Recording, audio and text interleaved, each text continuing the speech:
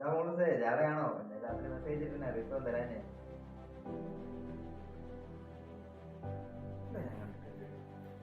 കാണത്തില്ലടാ. ഇങ്ങനെ പണിക്കും പോകാതെ ഇങ്ങനെ ഇരുന്നോ വീട്ടില്?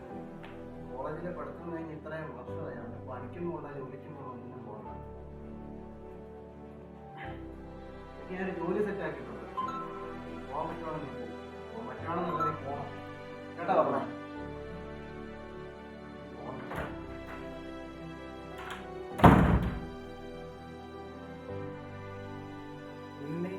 ജോലിക്കൊന്നും പോകാറായില്ലേ?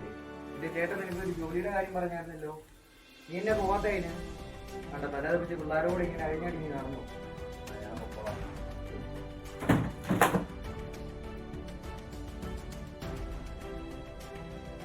എന്തുണ്ടടാ? എന്താ പറയാനാ? അച്ഛൻ ചേട്ടൻ ജോലിയുടെ കാര്യമൊക്കെ പറഞ്ഞു. അതിനിപ്പോ എന്താ? ഇപ്പൊ എന്നാ നിന്റെ മടുപ്പൊക്കെ എന്താ എന്താ കൊടുക്കണ? എന്താ നിങ്ങൾ യൂസ് ചെയ്ത് നോക്കി.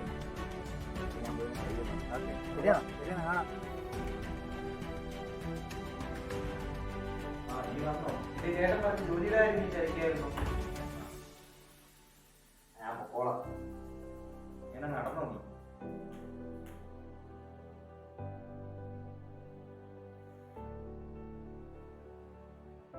അവനൊരു ജോലിക്കും വേണ്ട, ഒരു കൂലിക്കും വേണ്ട.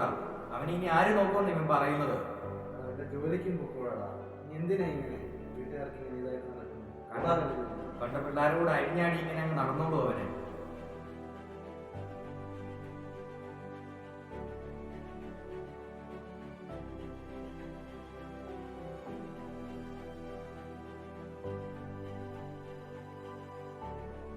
ക്ലാസ്സുകാരനെ നമ്മൾ അണ്ടർ എസ്റ്റിമേറ്റ് ചെയ്തത്.